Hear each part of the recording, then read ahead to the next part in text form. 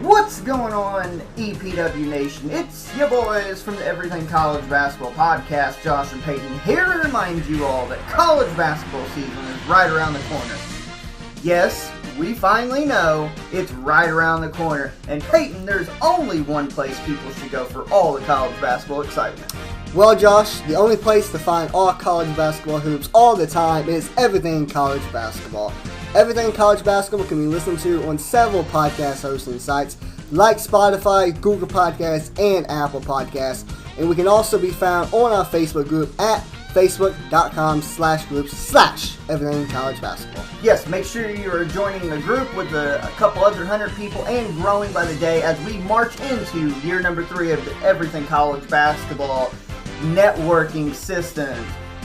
Now, let's get back to Conrad and Everything Pro Wrestling.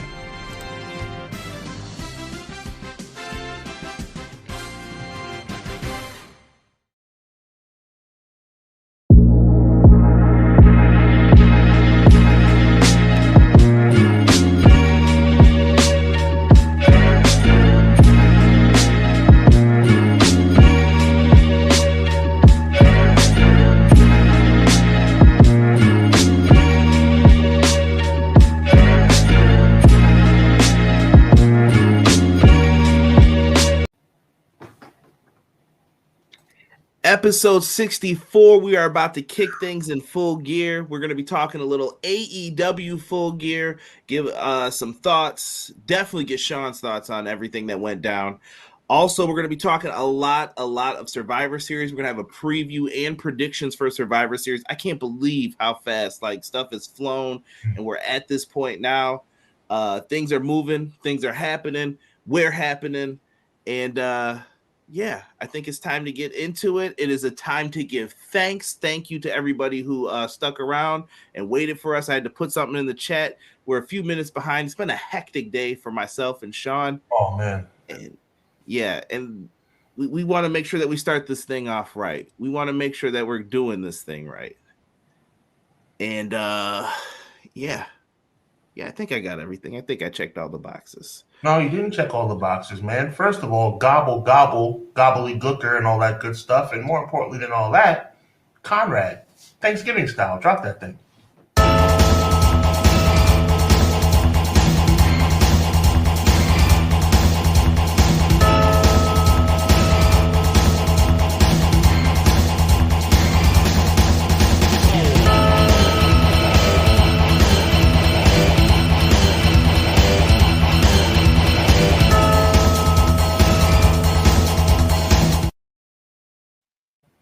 I don't know what Thanksgiving style is, but I sure sound like I like the sounds of it. All right. That's all I can say about that. It's when that macaroni and cheese and the yams touch. That's what it is. That's Thanksgiving style, brother. You hit it right on the head. Welcome, everybody. Clash of the Podcast, episode 64. Me and Sean are here to talk some pro wrestling, run down all the latest and greatest and things that are happening. It's really going to be pay-per-view weeks for this week, next week, the week before. It's been the last 3 weeks, but 2 different shows, 2 different companies, lots to talk about and get into. Let's do our shout-outs here today. First one.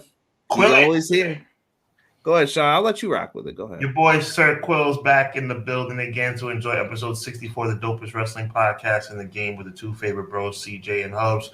Clash of the Podcast, Conrad, Sean, and chat. Let's get into it.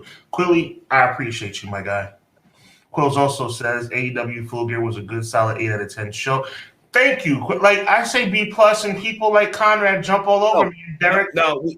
No, I disagree with Derek. Derek agreed with you in the end. He was trying to minus points off, but Derek had hater reasons for why he did it. So hopefully you have better reasons. But clearly, AEW Full Gear was a solid 8 out of 10. Sure Strickland, say that 3 times fast. And Hangman Page was a great match of the year contender, and I agree. Amazing match, top tier, top 5 match of 2023 kind of swag. I really believe that. Facts. And you know what, Sean? I think I had a little recency bias when we first got in the chat and you had said that too. I think I was in the moment. I was like, this is great. And then afterwards, once we got to the end of the show, I was like, you know what? Nah, It might be B plus A minus territory. I went a little higher, but like I said, we can get into it.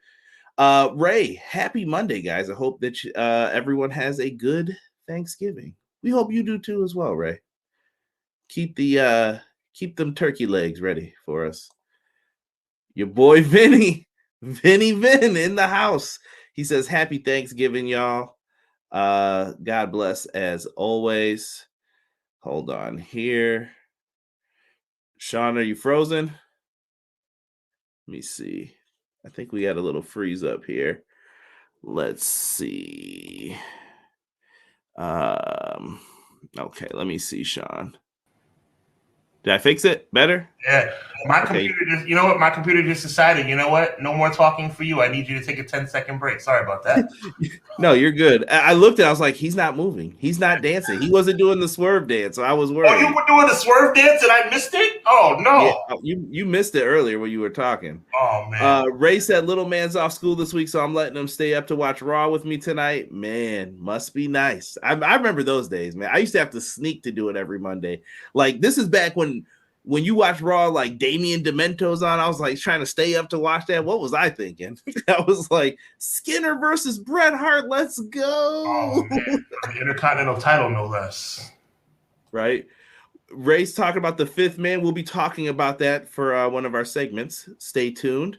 This is me hoping everyone helps out. Joel in the house. What's good, Joel? Appreciate you, Joel.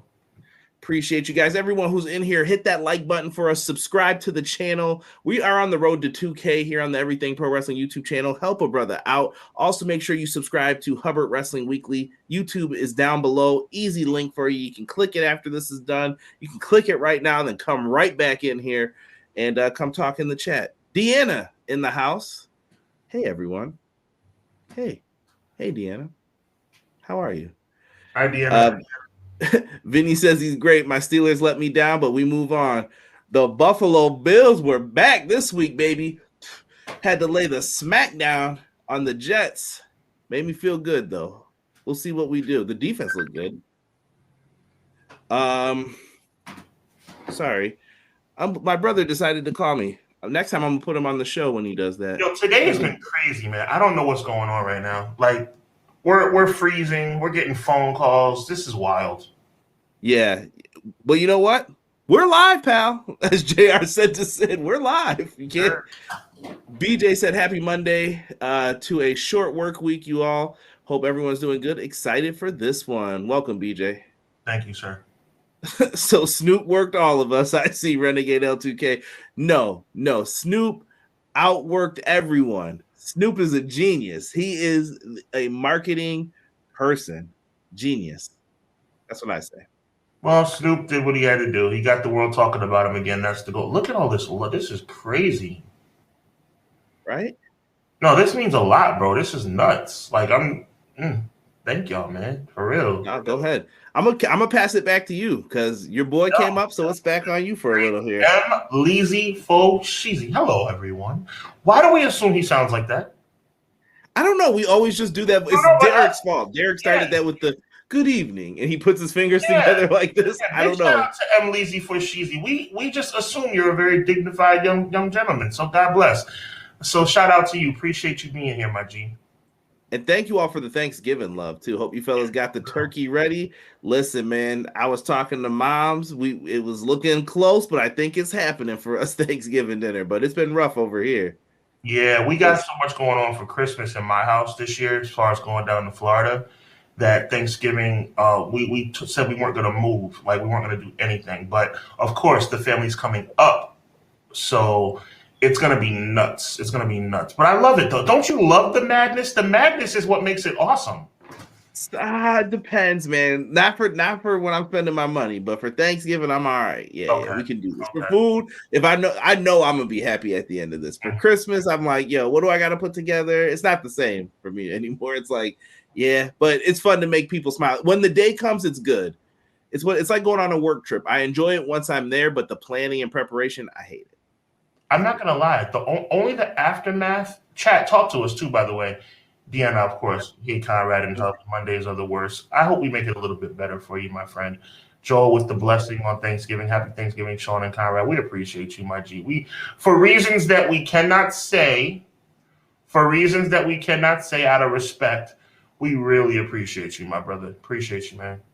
We do. Thank you for the $2 super chat. McKinney says, yo, I'm here to talk wrestling with the livest chat and the yin and the yang of Monday's Clash of the podcast, and let y'all know Saturday was my epic B-Day, Full Gear. Then the Lions win on Sunday. Let's go. So I want to talk about McKinney for a second, because McKinney made a big mistake that we all have made from time to time, right? But I'm so happy that he was wrong.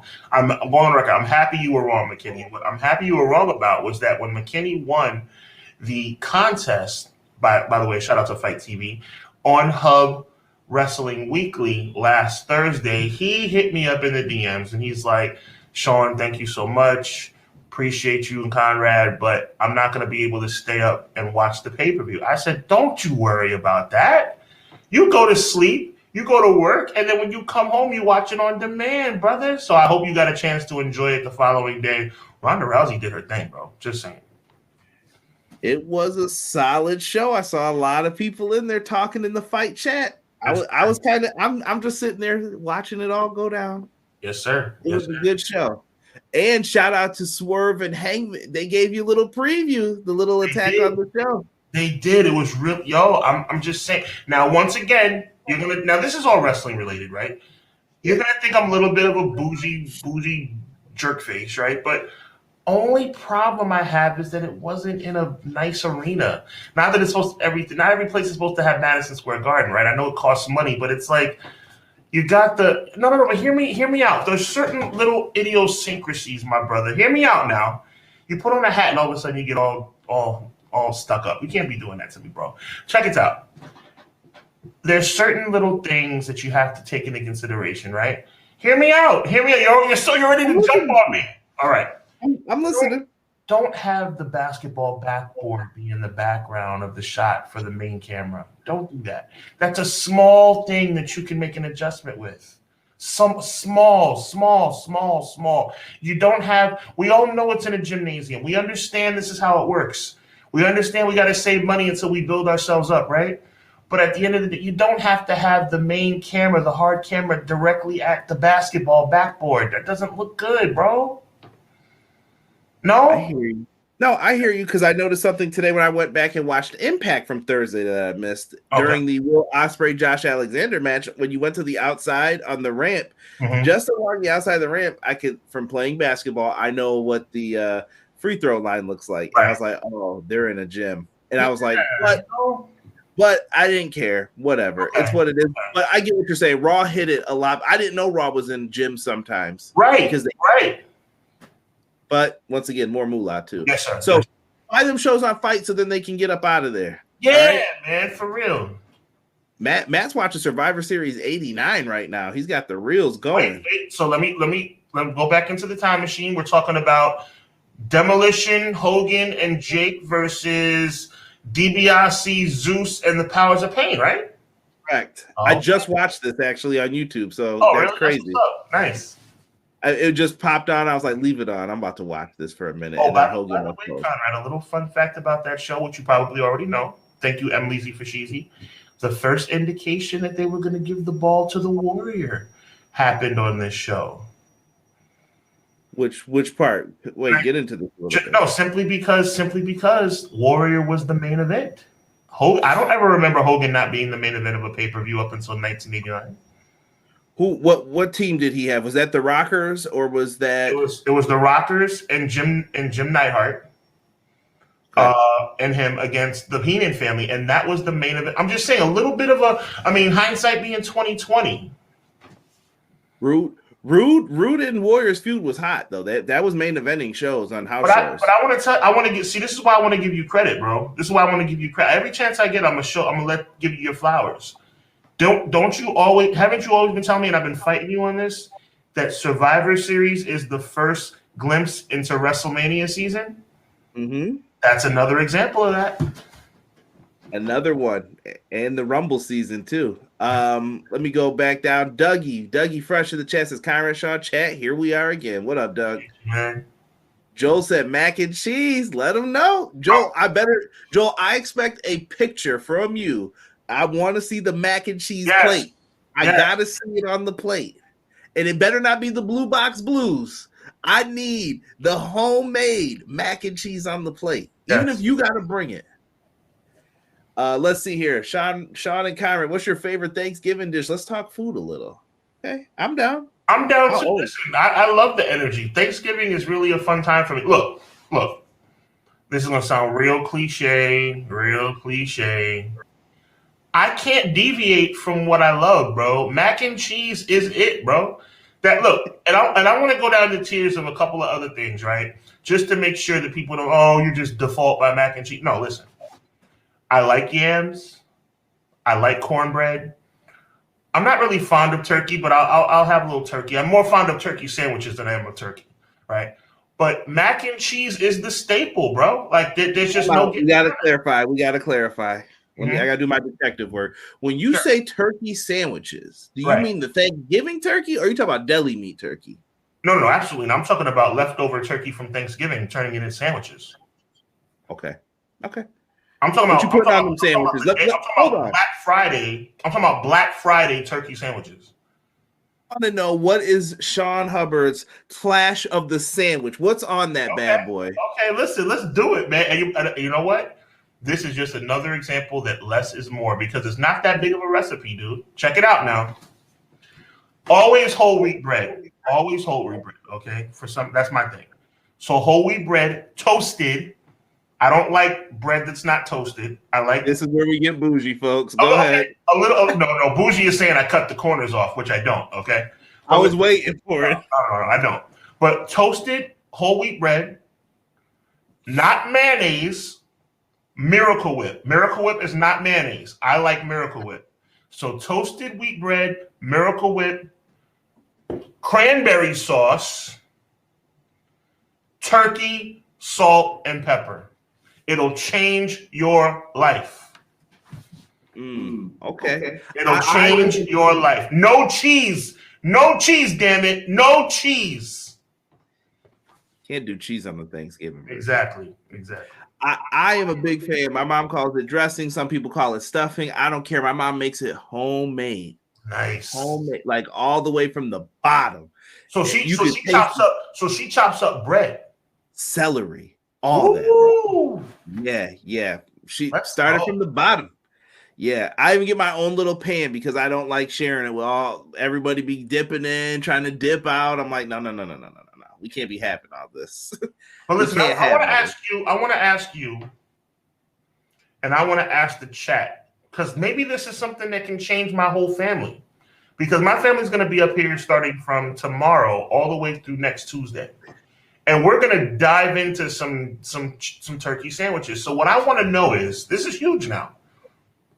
I just said it's a very simple recipe. Toasted wheat bread, Miracle Whip, cranberry, salt, pepper, and the turkey. Is there something I should put on the sandwich that I'm missing? I'm greedy. I would definitely put the dressing or some mac and cheese or something on there, even if it's just a little, not a lot, just a little, just enough to give that. Thanksgiving. I'm thinking like maybe hot sauce. Oh yeah, always. I mean, I'm down with that. If I usually put that on the greens or the cabbage, whatever the vegetable is going to be. Okay. Yeah, and shout out to BJ, Miracle Whip all day, bro. 100%, my G. Yo, I'm team mayonnaise. I'm not gonna lie. I like mayonnaise. Yeah. Really? Miracle Whip's fine. I'll put it on. Like, it's no different to me, but I prefer mayonnaise if you ask me. Okay, fair enough. Matt Lopez coming with the yellow rice, the hams and beans, the Thanksgiving ribs. Yo, spare ribs on Thanksgiving is that sounds like you're playing some salsa and merengue at your Thanksgiving dinner. I like that. He's going in Thanksgiving style. Y'all better stop putting that JR emoji in the chat because I know what that means. Cut it out. Best behavior, BJ. Okay. Happy Thanksgiving, Matthew. Appreciate the support on social. Noob. Hello, everybody. What's good, Noob? What's good? Let's see here. Swerve and Hangman reminds me of Swerve versus AR Fox and Violence. Sean is in the moment. Yeah, everyone was yelling Sean's frozen. Jocelyn, we in here. I'm sorry. I got to get to the super chats. Yes. I'm late. I apologize. Big Rob said, splash with the 5 buckaroos. Rob, you better be getting ready to do that end of the year show. I've been putting together all the little brackets, added matches, got me going crazy. Impact, AEW, WWE. You all better take it. You better spread the word. You better tell every wrestling friend that you got to take this, because we cannot have another travesty like we had last year in the match of the year with Cody Rhodes and Seth Rollins winning. I was tight. Oh. Cody Rhodes and Seth Rollins won. It's a vote by the people, though. I'm not lying. I know I didn't pick it. And that was the Hell in the Cell match with the torn bicep. I was talking about. That's good. I screamed about that match and how irresponsible it was for that match to be performed. So, Rob, get ready for that show. Need you on that one. Deanna said for the Hubs dance. Sean, I'm sorry. You got to dance, bro. I was doing it before. I think we got to do it again, though. She gave 2. Right. She gave 2 bucks. 1, 2, 3.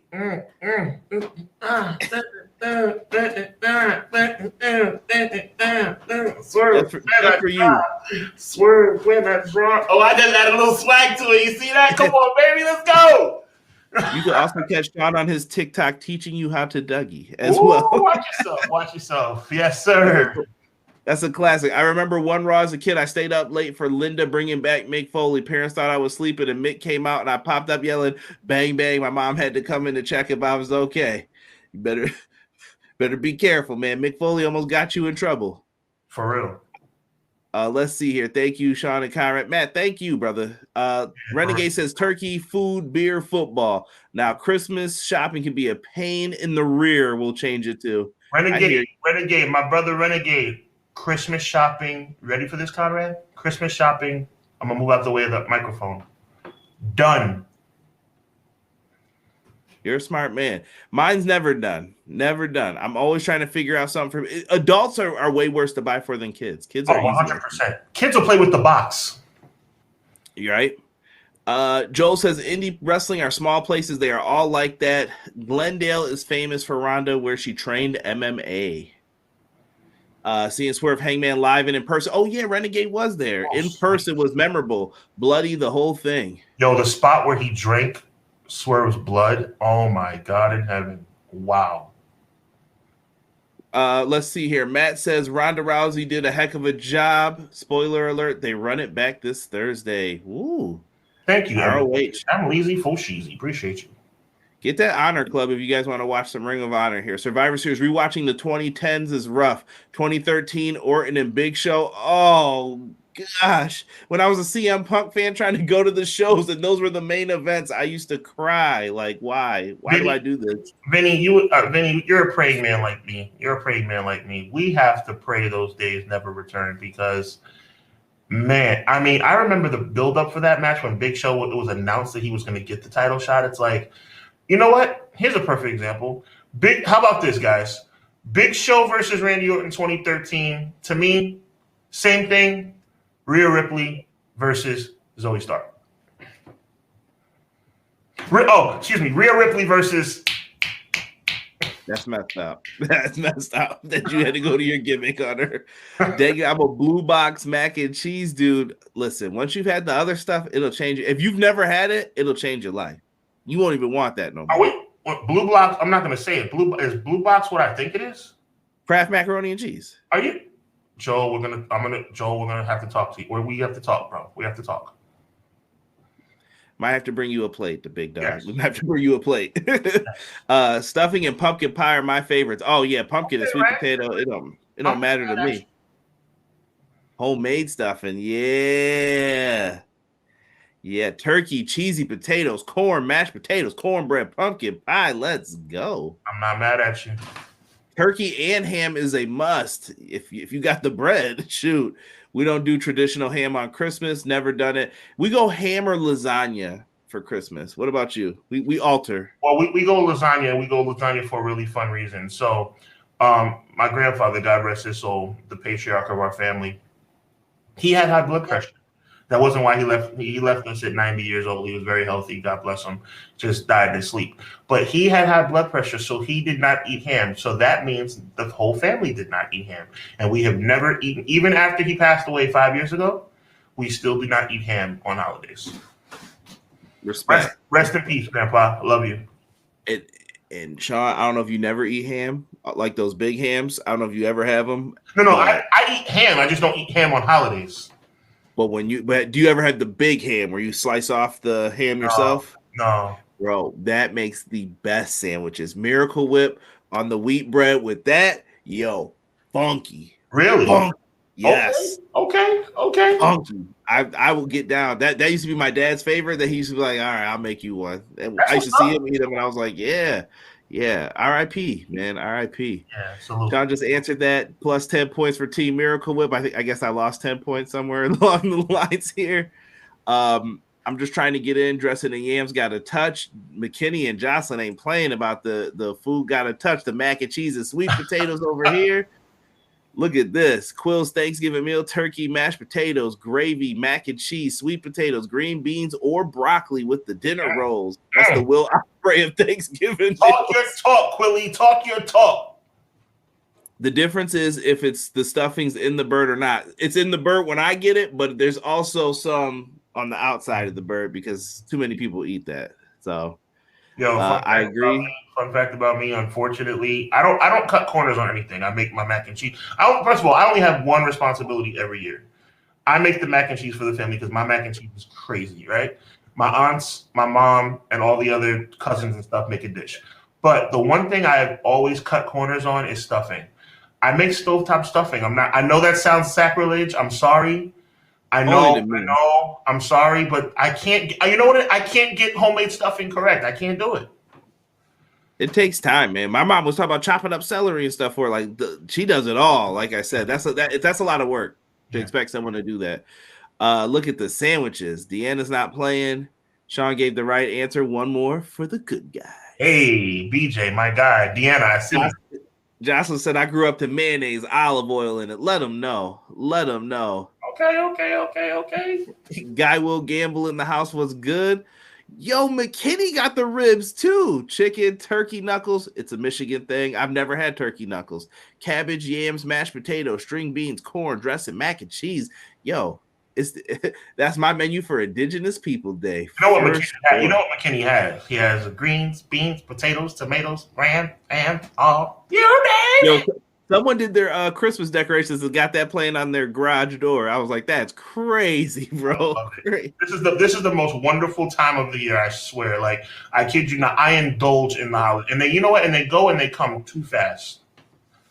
Let me see here. Rob Yellen C just told us all to take it. About a week ago, saw a 57-pound turkey on sale. Yo, that's wild. That's massive. That's way too wild. When the mac and cheese and yams touch, that is black excellence personified. Come on, talk your talk. Rob said stovetop. I don't care. Stovetop is fine. Okay, thank you, man. I thought I was all alone on that one. Let me see here. Forever grateful to have a man that will cook a full Thanksgiving meal when he wants. That is good stuff. Lasagna is a Christmas must-have. I don't know why. It's always good. That still bothers me how Seth Rollins lost to Cody. Yeah, I'm telling you. Let me see here. Hub's mac and cheese with the dressing mix will change your life. I'm gonna take that recommendation. I got you. Yo, Hubs, I want a picture of that sandwich too, man. I'm gonna do it. Listen, I'm a man of my word. I lied, bro. I always tell people I send pictures of the food, but it's gone by the time. I don't got time to be taking no picture. I'm like, this joint in front of me. Let's do this. I hear you. Guy Will Gamble says, insert Kanye Miracle Whip line. Now, look, I'm not the biggest Kanye fan today, but back in the day when I first heard that line, mayonnaise-colored Benz, I'm pushing Miracle Whips. Yo, let me tell you something, man. I want you to feel good about your decision. There's a big difference between college dropout Kanye and 2023 Kanye. Big difference. Facts. Mom has the smoked turkey chopped deliver. Older sister has the roast and Brussels sprouts. Dang, Jocelyn, you got all the sides. And she wrote all the sides. Sweet potato pumpkin pie. I'm assuming that's cheese pie, apple pie. Dang. Sean, you're a brave brother to admit you make stovetop stuffing. I applaud you, but at this time I'm gonna need that card until the new year. Okay, so I don't get to keep my. I'm assuming when he says card, he's talking about card. The black card. Yeah, it's right. fine. We can say it. We're black on this show. Right. And proud. Yes, facts. Now I don't get. Now look, I can understand what you're saying, McKinney, but I don't keep my black card by putting hot sauce on my mac and cheese. I think I get to keep it for that reason. Listen, I don't have an issue with stovetop stuffing. I really don't. Like, if Stovetop is a someone makes it, I'm gonna vibe, eat bro. it. Listen, you can't make. Listen, let me tell you something. As a grown man with a kid, we have kids, we have families. You can't make everything from scratch. Let's be realistic, bro. Don't be telling my mom this. I hope she's not listening right Yeah, now. my mom would kick me in my face for saying that. Yeah, my mom does not play. It's an Olympic sport. I've been getting the call since yesterday. Who's gonna be over here helping me? Where's your brother? I'm like, oh, here we go. That's probably why he was calling me. Truthfully, You've talked to my mom before. Why does my mom want me over her house at 11:30 when we're not having dinner till 7? preparation. I'm so Company. confused. I'm Company. so confused.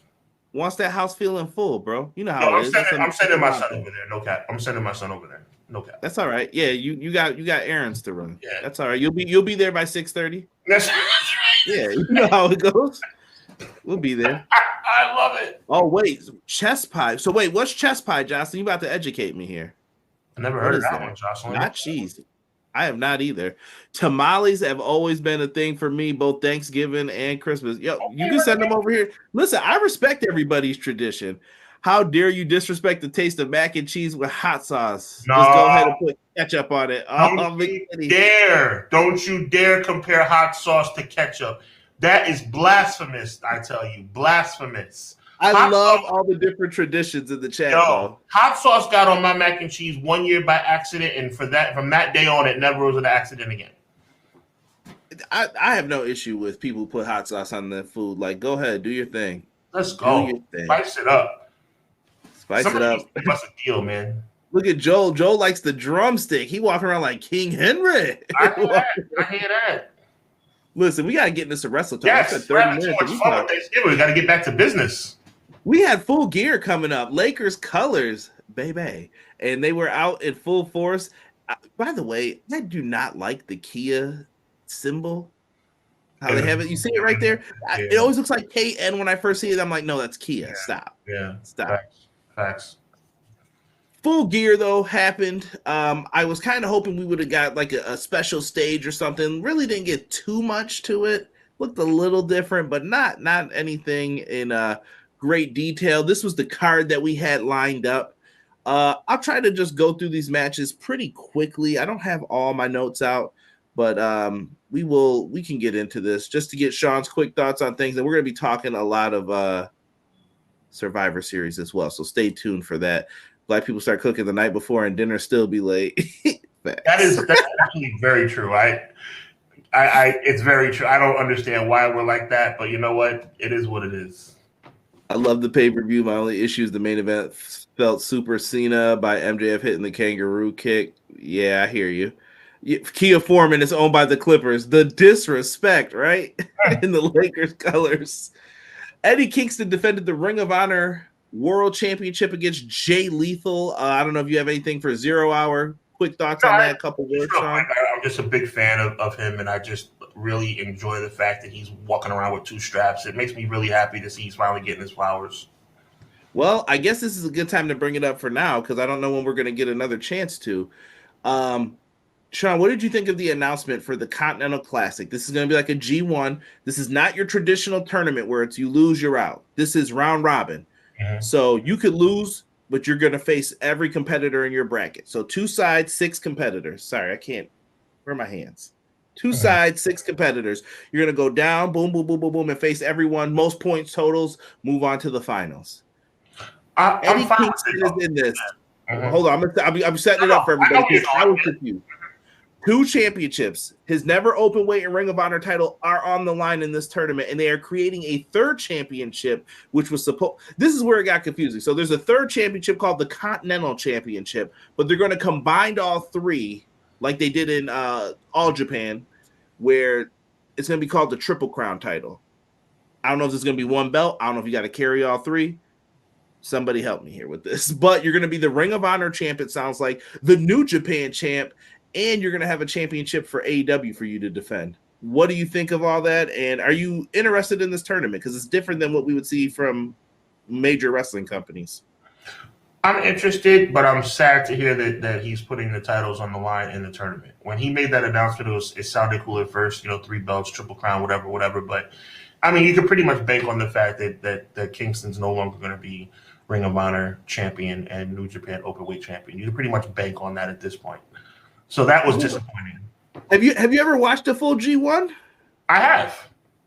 Never doubt, bro. You never know. I think this one might get a little funky. We only know 4 people that are in it right now. You got Kingston. But I would be hard pressed to think that Eddie Kingston would win the whole thing. Maybe it's the dream, the NY dream. Right. Danielson, Briscoe, and I'm missing who's the 4th person that I'm not thinking. Andrade, because CJ Perry got Andrade in there. I'm interested. Look, one thing I would love to be wrong about is Kingston walking in champion and walking out with all 3 belts. I would love that. I just think that something kind of came over me. When he mentioned that he was going to be defending his 2 titles in every match that he fights in the tournament, it made me feel like, okay, you know what? But here's a key factor when it comes to this. You have to look at what it is from a tournament standpoint. Now, you said it's round robin, but at the end of the day, when it comes to Eddie Kingston, if he's going to walk out with the same champions he walks in with, he's going to have to win the whole tournament. I just don't see him winning the whole tournament. I see him losing the titles and getting them back maybe, because you said round robin. He can lose them in one match, win them back in another. But when it's all said and done, to think he's going to win the whole tournament and retain those belts and get the 3rd, I just don't see it happening. How do you feel about the combination of the championships? I remember there was a short time when the Intercontinental Championship went away in WWE, and it was really stupid, and they ended up bringing it back. I don't want the same thing to happen to AEW. I like the fact that the Never Openweight Championship's defended on its own. I like the fact that the ROH title's defending on its own. Unfortunately, I don't think that's going to be – I think they're going to make a grave mistake, which is they're going to combine all 3 belts. Interesting. We'll see what they do right now. We don't know for sure. Also on 0 Hour, we had Claudio versus Buddy. Solid match. I don't really know what else to say about this other than that. Solid match with no point. No point to the match whatsoever, but it was a solid match, yes.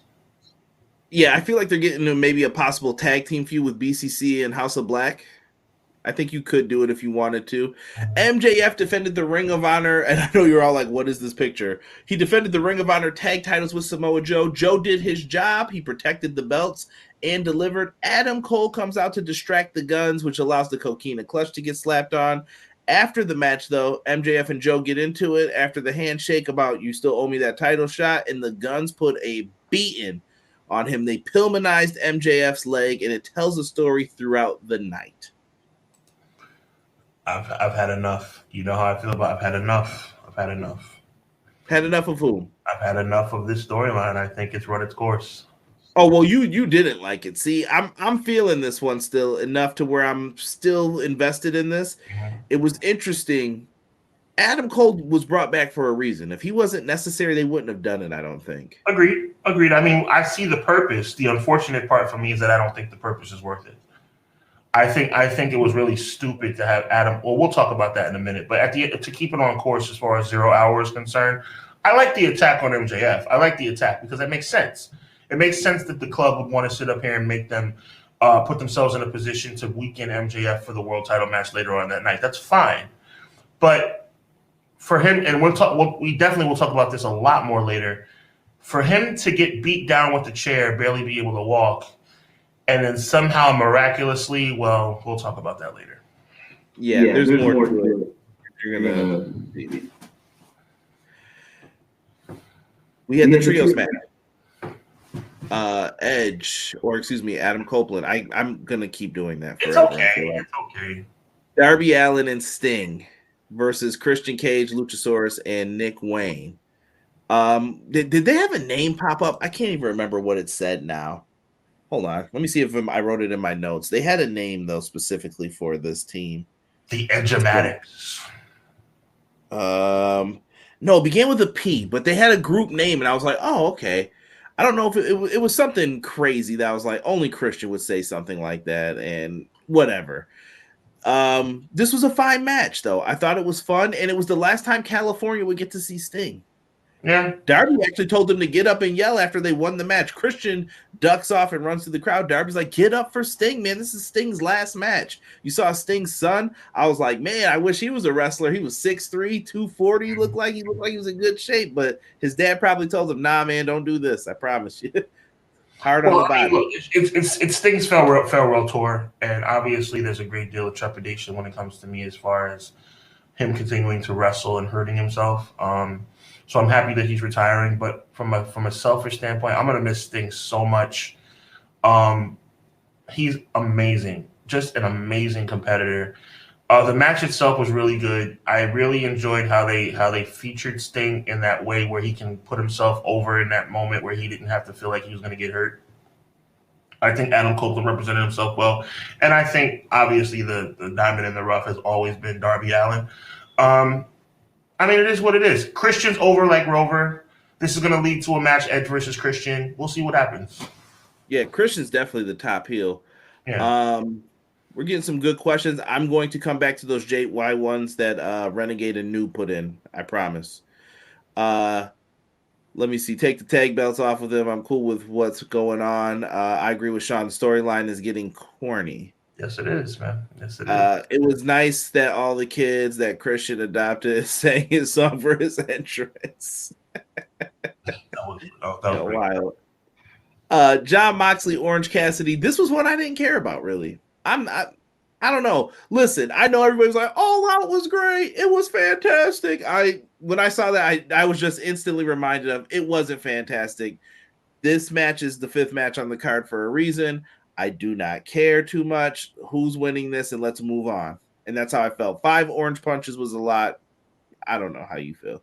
It was fine. I didn't hate them. They didn't work bad or do anything like that. I'm just over this feud. Like, I want new people in that title division and in that mix. I think that right there is what wraps it up. I think I'm tired of the feud. The match itself, though, I did care about the winner. The match itself, I didn't care about, but I did care about the winner. I felt like Orange Cassidy had to win this match, and I'm glad that he did. From a character perspective. Oh, and the group Christian had was called the Patriarchy. So stupid. Christian is stupid. I know he probably thought of this. It was nice that all those kids saying it. BJ said, I heard the kids ask Christian to be their new father. Sting's son looked like Mike Rotunda. Y'all better leave that man alone. He might deliver a clothesline. I heard he was a great football player, actually. Orange Mox Iron Man match or something extremely bloody is coming. Okay. OC finally beat Mox, should end it. That's the storyline I felt like they were going with this whole thing. That was probably the stamp on the rivalry. So let's talk some more insanity real quick with the storyline. So MJF gets taken out. They threaten to give the belt up to Jay White, and Adam Cole comes out before that can even happen. And he's like, wait. We can't do that. I'm going to take his place. So the dude with the hurt leg can't wrestle, but this dude with the hurt leg can wrestle. I see the craziness. I see what people would be upset about. Sean, I don't know what you think of this one, but there's holes in this. But I'll say this, Sean. Let me be fair. The AEW audience, did they not say Tony Khan doesn't do storylines? Well, now you got him, and now I'm hearing complaints. He tried to weave a story throughout the whole pay-per-view.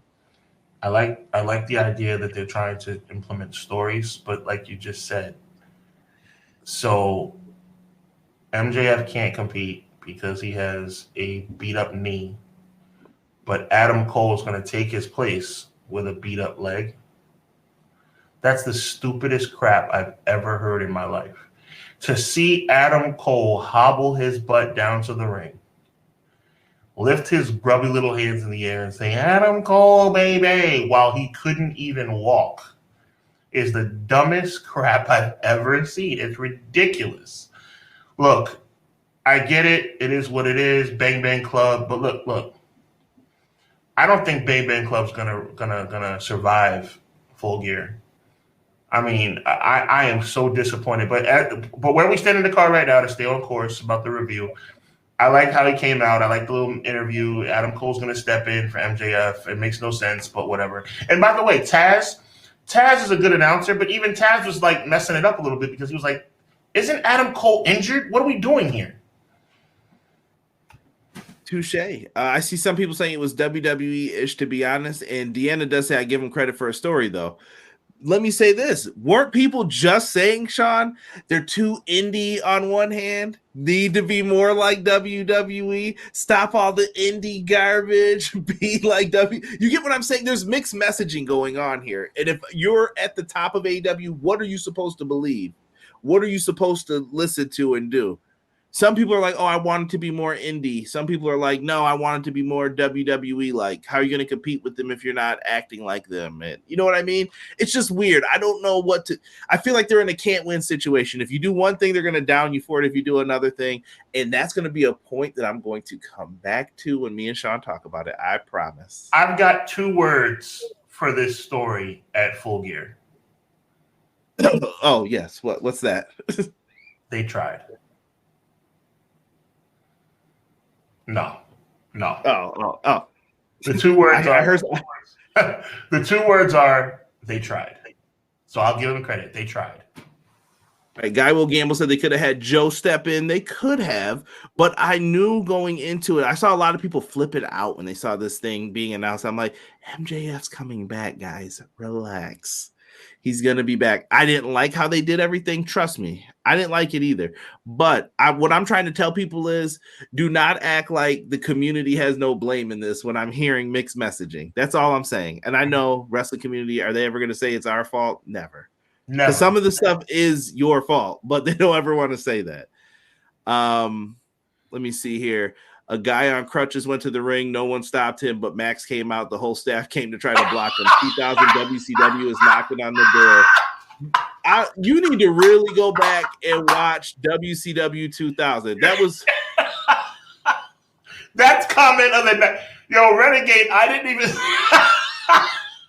that's great. Yo, Renegade gets comment of the night honors for that because that is true. They sent out like 14 guys to stop MJF. And they let Adam Cole just mosey his way down the ring. Now listen, it's all fun and games. But do you see that little WCW 2000?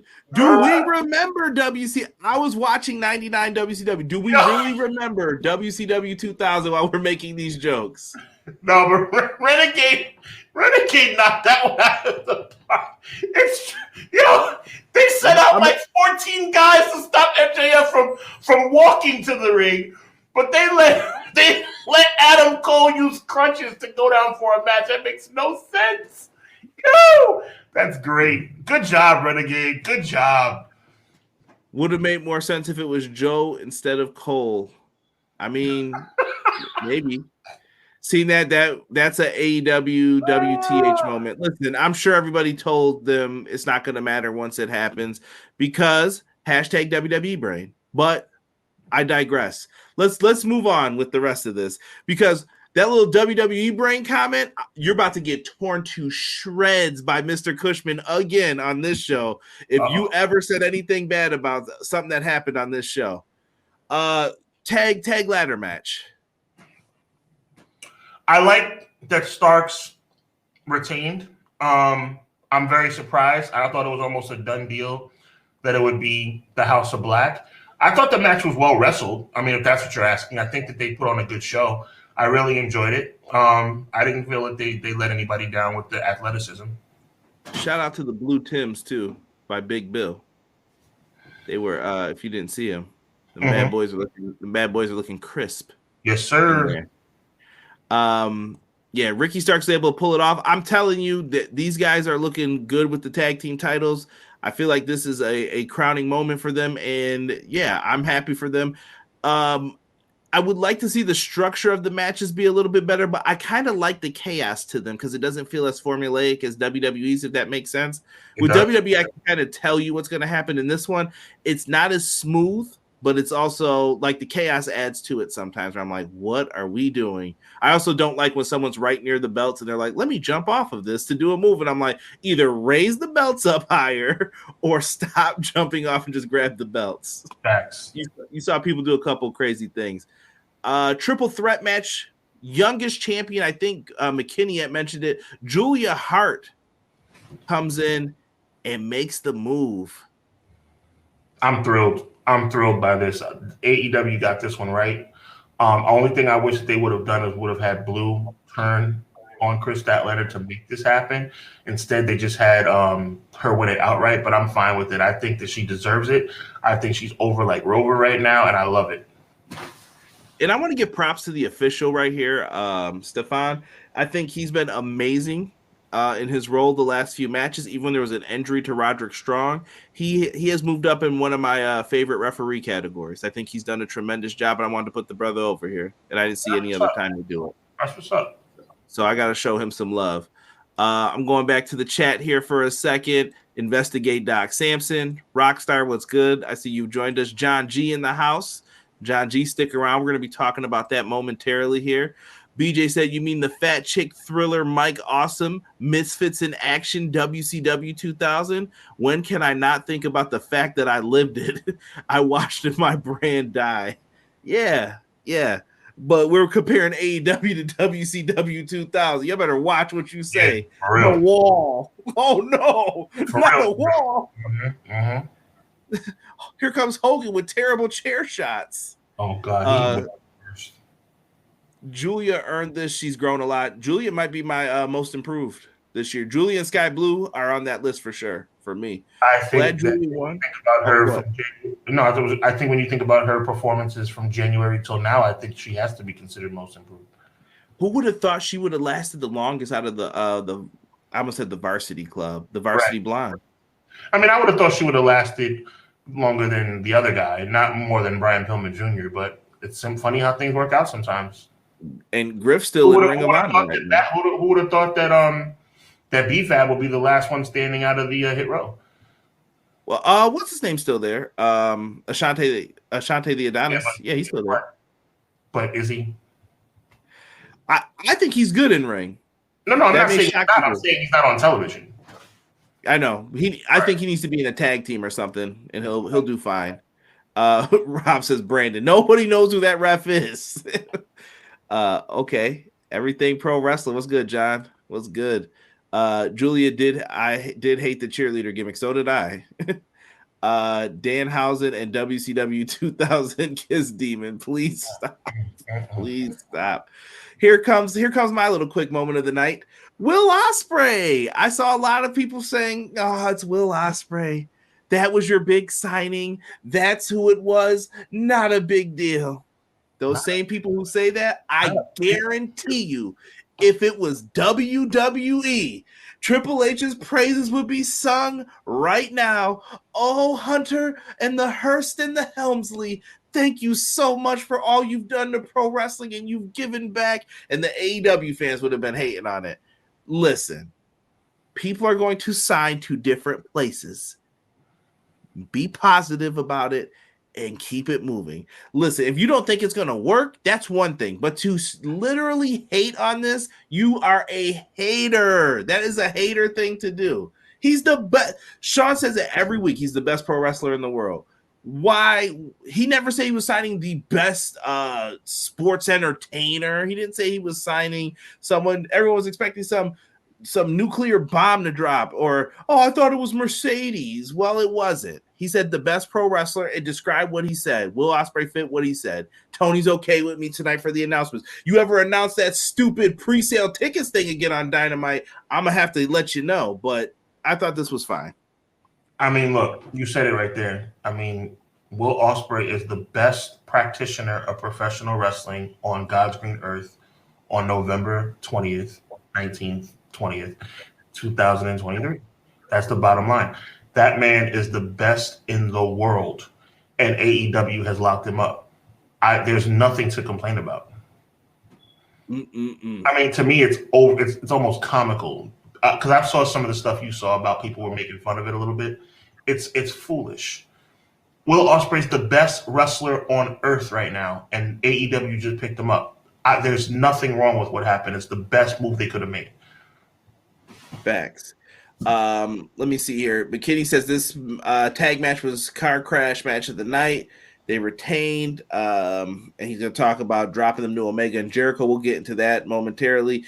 Impact at its worst was the closest to WCW 2000 I've ever seen. I would still have probably picked Impact, and they had Claire Lynch. Ooh, yeah, that was hard times. Okada to the E. Mark my words. I'm going to hold you to this now. Exactly. A ref should be a background player. WWE haters were crying over losing Ospreay. They were, man. Pipe down, bruv. Eric Buddy. I hope this works out well for him. Ospreay worth is his weight in gold. Next level wrestler. Banger after banger after banger. Got him in his prime. Got to do something, though. Yes. I think he's going to have a big match at that All-In show. Like, it ain't going to be like it was Jericho. He's going to be in a featured, like, yo, this is our dude. Like, look who we got over here. I think that Will Ospreay should main event All In. To me, there's no other way to go. McKinney says, I think the whole IWC thought he was going to AEW. I never doubted AEW, but I really had WWE as higher. I thought WWE could have outbid them, but here's the thing. They can't promise nothing with how their titles are, and that might be one thing he wanted, security.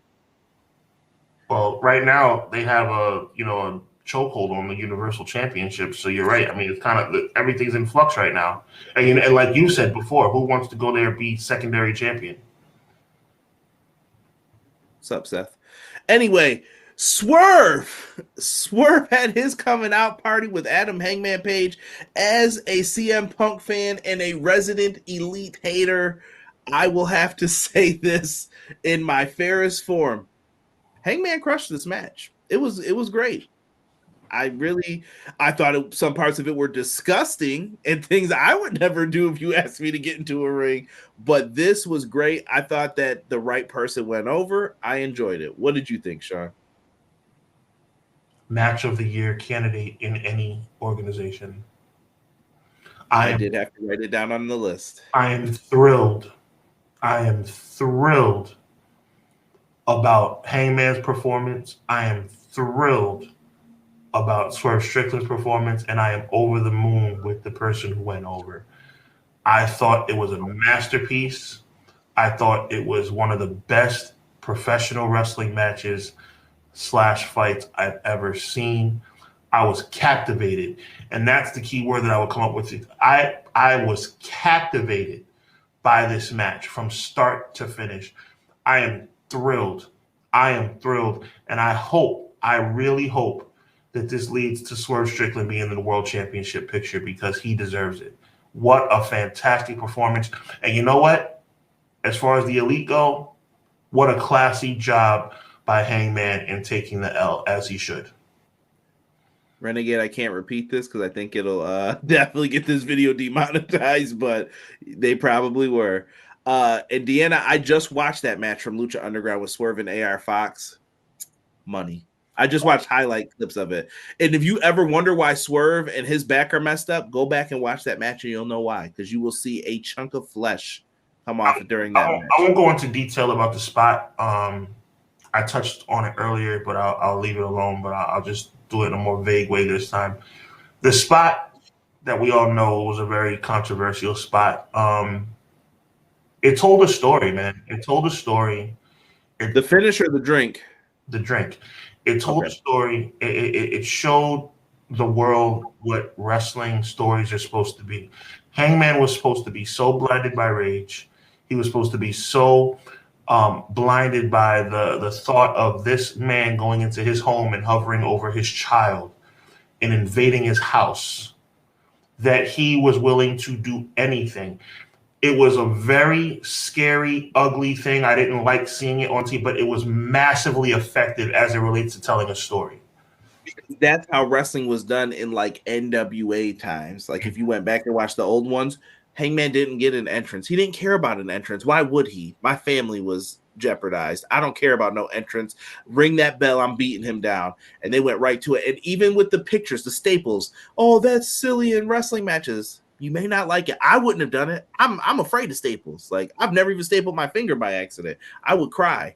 So like I saw that. I was like, okay. And when he stapled the picture that he took off the refrigerator. I don't know if anybody noticed that, but that was the staple. Swerve even showed he was crazy because he's stapling himself. Like, look, I don't care what you could do this to me all day. And then he picked them out in his promo after. And one last thing, Sean, we didn't talk about this. How about that entrance for Nana?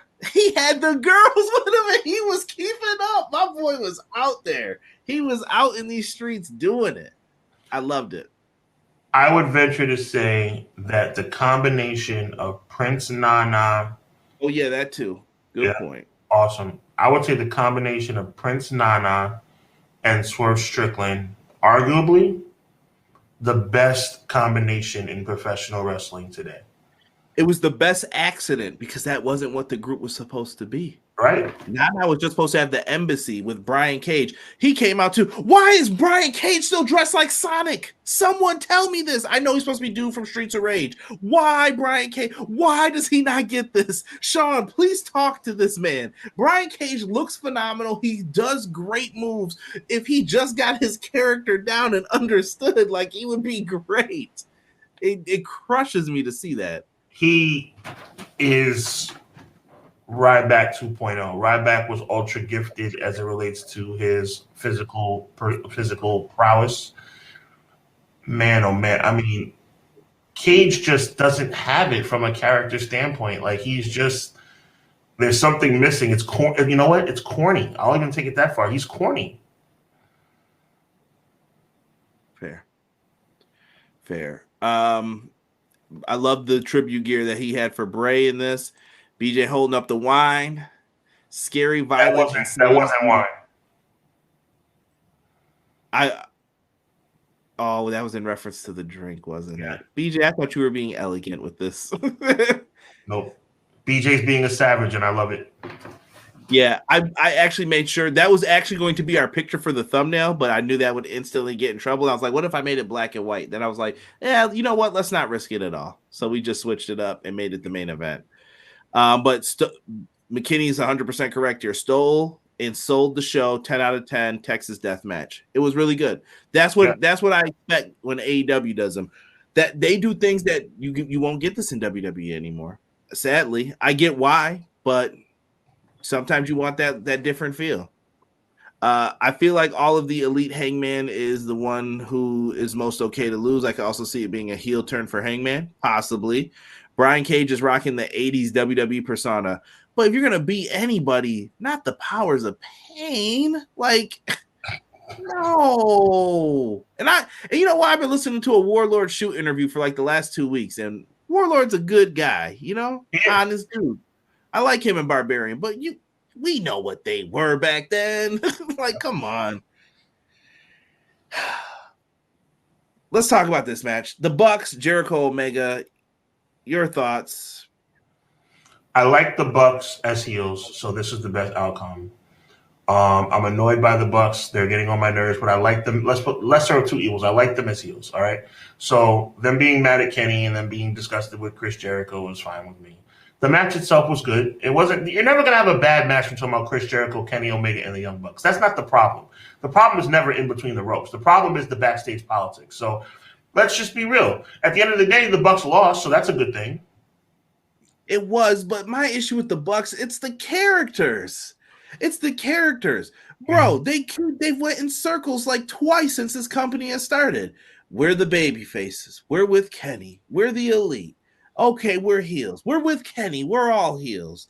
Now we're baby faces again. Punk is bad. Cheer for us. And then now people are tired of it. Back to being heels again. Waka, waka, waka. Like, dude, this is garbage. And I'm tired of your friendship storyline. I don't care if you're friends. I need you to put on a good wrestling show and show some character. Show something. Well, let's be fair, right? I'm agreeing with you, but at the end of the day, you can't count Kenny because if you count Kenny, he won, so that nullifies my point. But for all intents and purposes, the Elite were 0-2 last night, 0-2 on Saturday night, right? So that shows growth, at least, right? That shows that they understand what good business is at times, right? So let's give them credit for that. I mean, if you had seen the Bucks win, and if you had seen especially if you had seen Adam Page win, that would have been a travesty, right? So they did the right thing on Saturday night. So let's focus on that. They did. I still think that this storyline's shots at Punk. I can feel it. Like, oh, you guys are acting like this, blah, blah. You could just feel it. They did the little lap, too, during the match. I don't know if anyone caught that. They're just being real swarmy. Like, I just don't like it. let me start by saying you're 100. Oh, and by the way, sorry, in the After Effects, Brandon Cutler also put out that tweet from the Bucks camp. Who else did they used to use that with? CM Punk's camp. Bucks camp says, and it's Brandon Cutler tweeting it, which, I roll at that too. Like I said, I'm fine with a break from the Bucks. I would love for them to come back with different character sets. That's just me. I just want to put a little in perspective. That's all. They lost, and to me, when you're executive vice president and you have a history of cooking the books, right? A loss on a major pay-per-view and losing your title shot, right? That means something to me. That shows maturity. Now, can they come back on Wednesday and be their normal immature selves? Probably. But for one night only, I feel like the Elite did the right thing. You have to acknowledge that. Right. I know it's hard because they've been jerks for so long, but no, I see heel Bucks all day. The CM Punk chants were funny. I was surprised to hear those in LA. There was a mix. It was 50-50 split between all of them. Swerve and Hangman, yeah, that was traumatizing. Good storyline though. The Big Show Bucks, Young Bucks are overrated. Vinny says, Connor and I have been talking about this all week. I love that you put the Ducks in there. Quack quack. Jason, then the story did what it was supposed to do. It was supposed to be violent. Dollar store versions of the Usos. Woo, Vinny. I like it, I man. miss the Usos. I like it. Remember, they were a good tag team, weren't they, Sean? Don't start. We got to talk about that next. Fork in the Ducks. I'm glad the whiny babies lost. Maybe they'll go away for a few months. Maybe, just maybe, might be able to tolerate the Ducks again. Not me, though. Not me. Young Bucks can come back as Max and Jeremy Buck. Generation me. Wow. But they lost to another EVP in Jericho. It wasn't like some new talent or someone in their friend circle. I think Sean's saying small steps, though, BJ. Take right. The win where we can. Right. Take the win where we can. E-Drones, Will Ospreay, Duck and Rollins. Yeah, I saw that too. Yeah, you know how it goes. In the main event, we can talk about this quickly. We've kind of mentioned it throughout the night. Adam Cole comes out for his match. This was his attire. He comes down to the ring. Ready to wrestle, but MJF drives back in an ambulance in his Stone Cold-esque best way that he can, and he wrestled a darn good match. I thought Jay White looked amazing in this. He really showed why he's a top dog in-ring performer. Jay White is always, the Switchblade has been amazing to me since day one, and he just continues to prove it. This is what I was saying to you too as well, Sean. I know MJF's going to need contenders, but if you have Jay White, Swerve, I'm trying to think if there were a couple other people who I could name probably, but if those guys aren't going to be in the main event picture right away, why not have one of them win the international title? That's what I'm saying. Being OC and Moxley, you could do something like that. By the way, MJF is a madman for that Macho Man elbow. I got a little picture up here with no table, nothing underneath him. The table broke. Bro, you change plans. You don't do that move. He was just like, forget it. I'm doing it. Because he knew the fans knew what he was about to do, and then he was just like, well, now I got to do something. The table broke. One thing I'll say about this run by MJF, he has proven himself to be a top 10 caliber wrestler. I mean, he has definitely stepped his game up this year. This title run is not in vain. I think it comes to an end in Long Island, but at the end of the day, right now, here and now, he's been great. He's been absolutely tremendous. And Sean, I told you a long time ago, did I not say this man is one of the best on the microphone? You did. He is going to go down as one of the best if he stays in this game long enough. I think he will. That cutter over the ropes was a thing of beauty. I thought he was crazy for doing that, but a thing of beauty to the outside onto the floor. Career suicide, thank God it didn't work out. And when I say thank God it didn't work out, meaning career suicide, thank God his career wasn't terminated by that move that you have to execute that to perfection. You're going to hurt yourself severely. Thank God he was able to do it.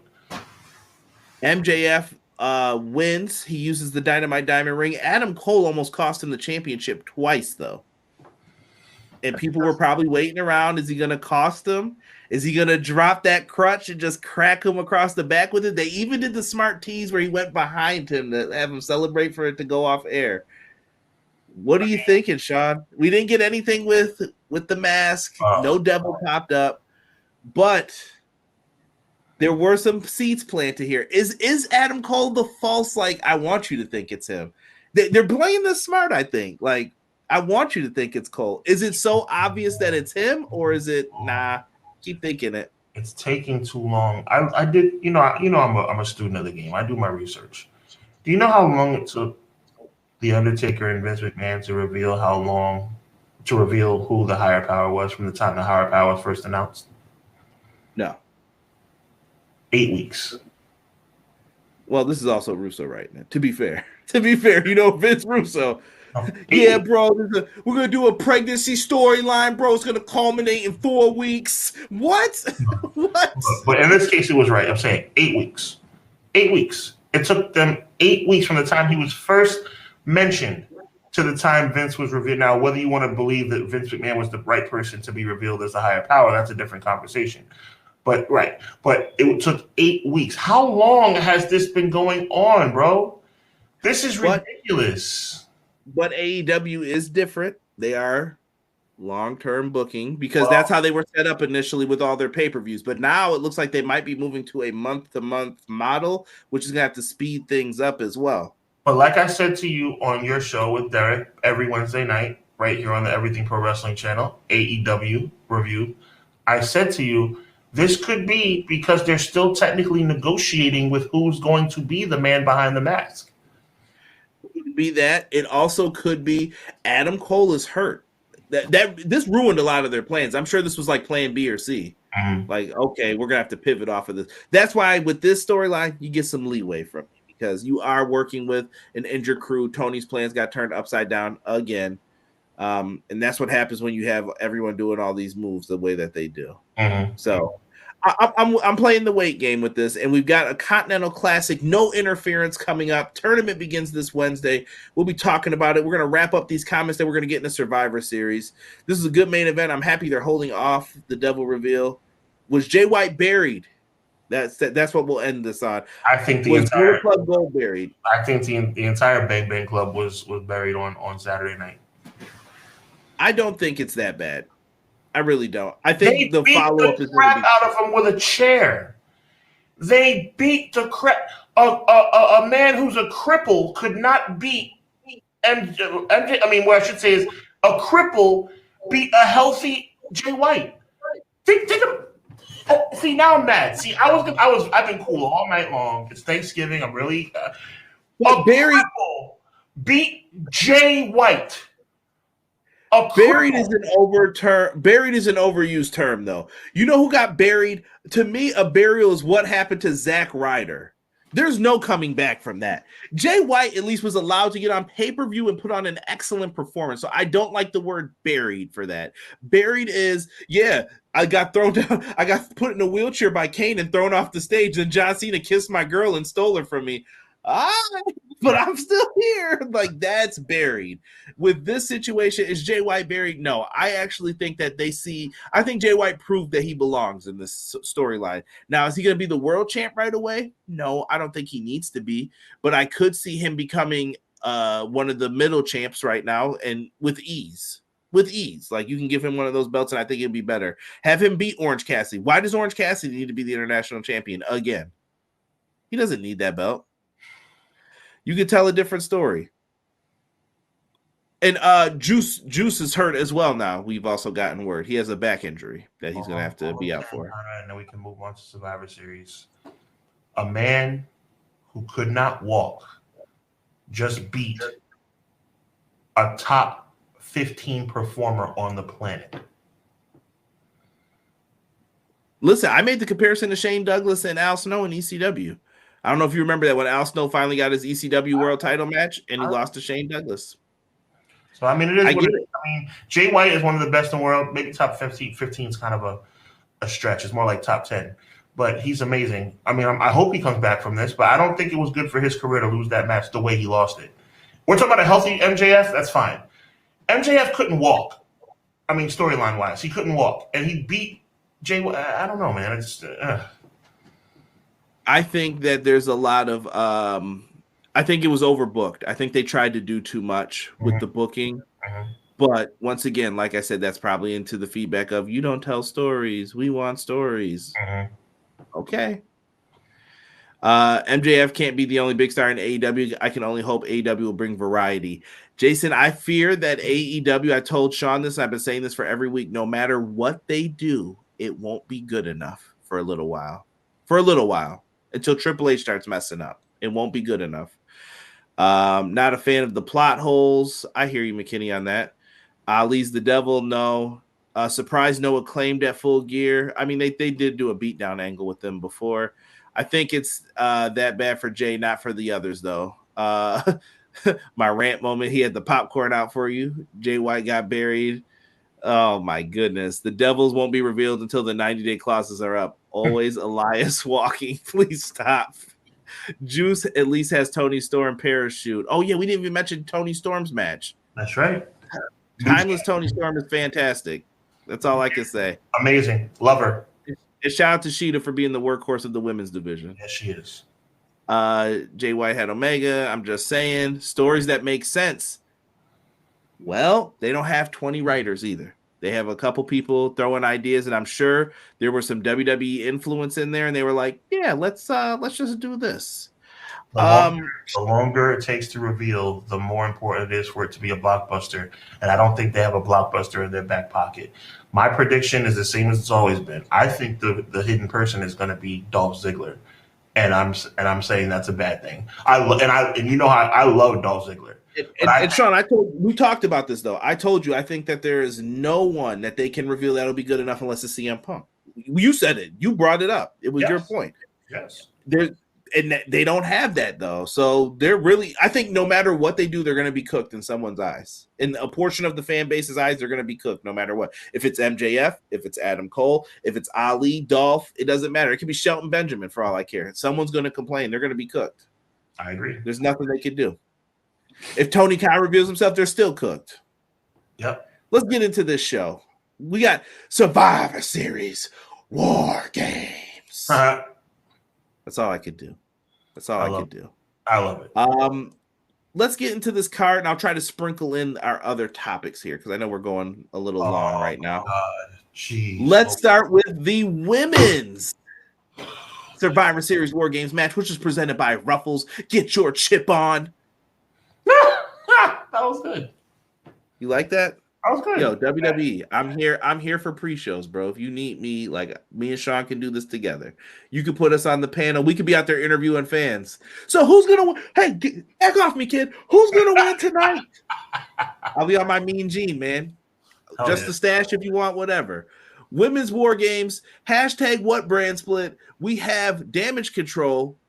No, we have Kyrie, Asuka, Bailey, and Io taking on the team of Bianca Belair, Shotzi, Charlotte Flair, and Rebecca Lynch is able to come on over. Who knew? Who knew, man? It makes no sense at all. What are you talking about? There's no brand split. Stop with this illusion, Sean. There's no brand split. How long are they going to keep Jade Cargill on the shelf? Well, I had her in here. I thought Jade would have been the person to show up and get that call. According to Uncle Dave Meltzer, he says that he believes that she's not ready if they didn't put her in this spot. I mean, it is what it is. Look, this is stupid. I'm Bianca Belair's #1 fan, but at the same time, I can't stand Charlotte Flair. To me, I need the camera back on me. Shotzi is, that's Shotzi, right? Shotzi, whatever. The girl who rides a tank. And then you have Becky Lynch. I mean, it is what it is, bro. I mean, but here's the thing, though. Doesn't Damage Control have to win this match? They have to win this match, right? So I can actually tell you who's probably taking the pinfall if you wanted to know. Doug just said it. Let me put it back up. I'll let everyone guess. Who do you think on the babyface side would take the pinfall? Which one of these is not like the other? Shotzi, I would guess. For sure. Okay. For sure. That's why she's in there. Okay, got you. I know they're going to try and give her the rub in this too, but we did. I guess. Listen, your other choices, I guess, were Mia Yim. I'm trying. Who else is on SmackDown that's not getting anything? There's probably one other person. Nikki Cross is no, but she's on Raw. Never mind. You see what I'm saying? Yeah. It doesn't make full-blown sense either with how they did this. Yeah. Listen, maybe this is the time period where you do the brand split or you wait till after Mania. I don't know, but we got to set these things up better because this whole you can do whatever you want is crazy to me for nuts. WWE. All you got to do is only difference is you got to come through the crowd instead of coming down the ramp. Wild. Never mind. Yeah. I take that back because didn't Cody run out last week? Good Lord. Oh, yeah. And if you watch SmackDown this week, Cody was in Nick Aldis' office. When he opened the door, I don't know if anyone caught it. Cody's foot was on the back door and he was looking down at his phone. Then he looked up and you were like, why is Cody there? Wow. And then he actually came out later. Quill says Team Belair for the win. I'm going to disagree, Quills. I'm going Damage Control for this one. I think Damage Control has to win. McKinney said this should not, and I repeat, should not be a War Games match. It should be a traditional Survivor Series match. Jade will debut at NXT Deadline. You heard it here first. Wow. Okay. What do you think? Not happy with that? She's better than NXT? I think she's better than NXT. I think for the way they hyped her, you gotta. But what did I say? I'm sorry. Was it me who put out a TikTok video begging Jade Cargill not to go to WWE? Was that me? I think that was me, right? It was. Oh, Zelina Vega was the other option. Yeah, we talked about that last week. Yeah, that was me, right? I was the one who went online and 10,000 people viewed my video saying, please, Jade, don't go to WWE. Please, Jade, don't let the green grass on the other side fool you. Please, Jade, don't go to the place where everybody thinks they want to go just so they can ruin your career. NXT Deadline, McKinney, you're probably right. You're probably right. Because I'll tell you one thing, having Jade Cargill be the fourth member of Team Bianca, that's a good idea. But you know what that means? Gomar, and you must have had your mind synced. And Sean told me that before we did the show, that was the line. That was the moment. Why? I thought Jay would have been the perfect person to debut here instead of Becky. Because she's just not assigned to a brand. You could have had a mystery person come out. Spectacular entrance. So they make me This was their chance to do the Undertaker moment. This was their chance to do the Undertaker moment. They make me sick, Conrad. My God, or WWE, they are so freaking stupid with this crap. What the heck does Becky Lynch have to do with any of this? This is ridiculous. You have Jade Cargill, the hottest female free agent that's not named Mercedes Moné, in your company. You have her going face-to-face with Charlotte. You have her showing up with mink coats at NXT. You having her have meetings with people on Raw. And you have a Survivor Series match where you need a mystery partner. And you decide to go with Becky freaking Lynch? What is wrong with them, Conrad? What is wrong with them? The only explanation I was given was maybe they didn't think she was ready. But like I said, that's from Uncle Dave, and that was very opinionated in what he had said. E, what's good? Welcome. Like I said, everybody, don't forget to hit that like button, subscribe to the channel if you haven't already. Let's see here. Damage Control's going to win. Bailey going to get pinned, stolen, but it plants the seeds. Calling up Tiffany from NXT makes more sense than Becky. I mean, you could have did that too. That would have been at least a little bit better because once again, my only issue is that Becky's on Raw. I'm not doubting Becky's star power or any of that. I know why they did it because, Becky's an established star and she's been in these before. That's fine. But why didn't you reestablish that there are GMs on each brand? Why did you do that and then ignore it right away? It's just weird. Maybe it's a red herring thing. I don't know. I give up. Maybe we're judging this too soon. WWE, wow, Rockstar, wow. Big Dave Batista. Wait, Big Dave must have got a kite before he wrote that about Jade. I couldn't tell you. If they weren't confident in her being in-ring ready, they shouldn't have done all that teasing then with Jade. Good point, ML. Good point. Let's not get Sean more upset here. We have Escobar season has returned. Santos Escobar taking on Carlito. Now that's cool. I like to call this version Body Guy Carlito. Not cool Carlito. This is Body Guy Carlito now. He called out Escobar for messing up for the LWO. Carlito was on him, actually. He was hating, kind of. Like, Yes. you know you messed up, though, right? Like, we don't trust you. Mm-hmm. And then Santos turns. He has injured Rey Mysterio. Rey is out now. What do you think here?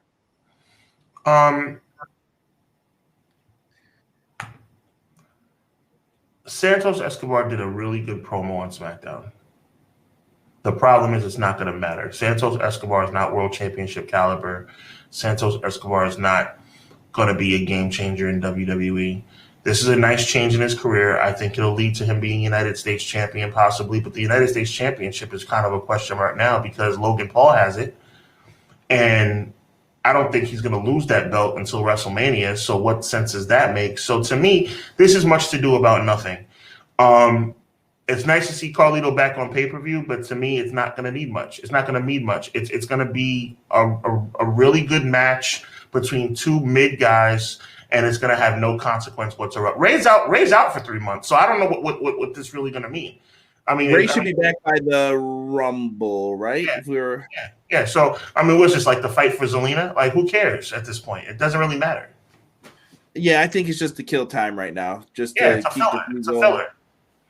And that's fine with me. And you could have this even culminate at the Rumble, honestly. Like Ray comes back and then beats him and whatever. Then you send him to Raw. Or Ray comes back and helps him and eliminates him from the Rumble, something like that. Yeah, and like I said, I don't know if this is the Mania match or if you want to go Ray and Dominic one last time, but whatever. I'm here for it either way. Ray's fine. These two are going to deliver a great match, I believe. In the snap moment of the night, we are going to have Rhea Ripley versus Zoe Starks. Now, I will be fair to this. I will say this is Zoe Starks' time to shine. She can show out and show what she's got here. And I didn't make a prediction. Santos Escobar for that last match. I'm sure you agree. Yeah, Santos Escobar has to win this match. Yeah. Rhea Ripley in this one, you do not take this title off Rhea Ripley. Not in this situation. This does not feel like a threat to the championship. This feels like a showcase to allow Zoe to show why she belongs, and this is her chance to do it.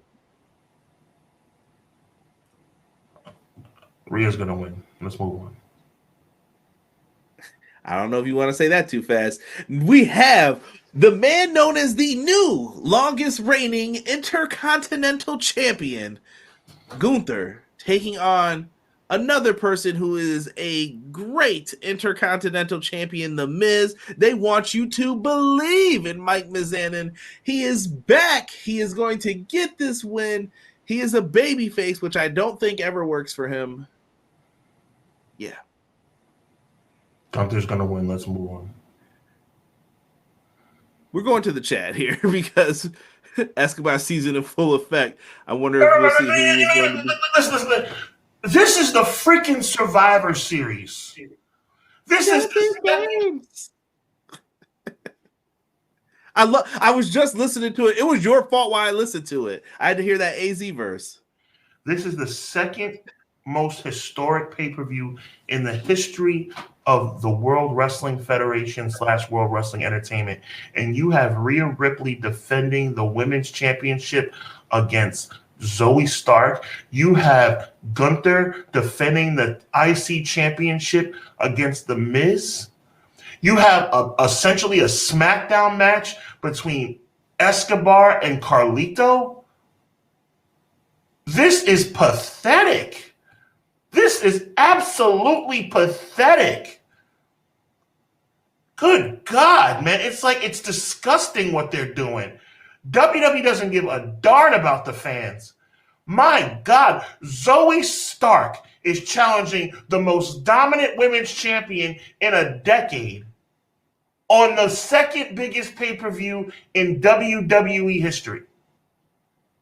Carlito is going to face Escobar in a featured match on Survivor Series.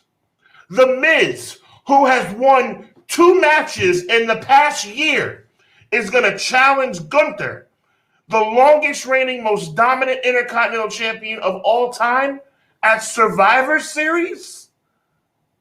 At Survivor Series. They make me sick. They're pathetic. They're pathetic. They're absolutely pathetic. They sit up here. Let me tell you something. It's a crap sandwich. It's a crap sandwich with delicious bread. Allow me to explain. The delicious bread are the 2 War Games matches. And the crap are all the matches in between. It's a crap sandwich on delicious bread. That's what it is. And you tell me right now if I'm wrong. Mayonnaise or Miracle Whip?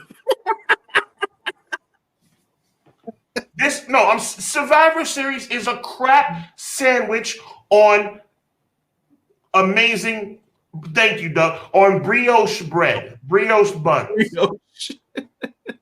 That's what this is. It's 2 finely toasted, perfectly toasted brioche buns surrounding crap.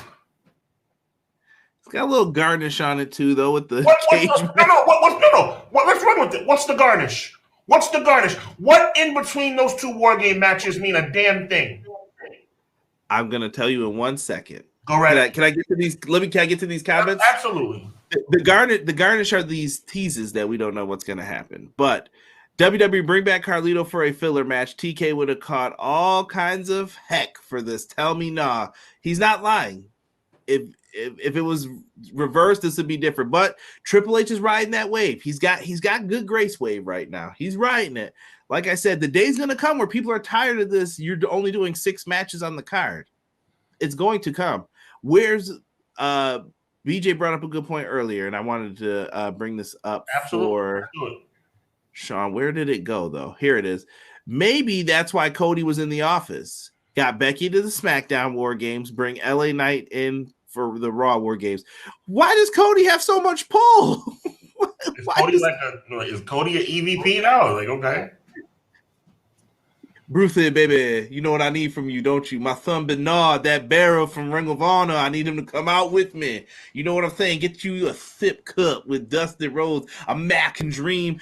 Ted DiBiase, I know you got yourself a mystery man coming in tonight. He going to drop me on my head, and we going to get a double count out. Yeah.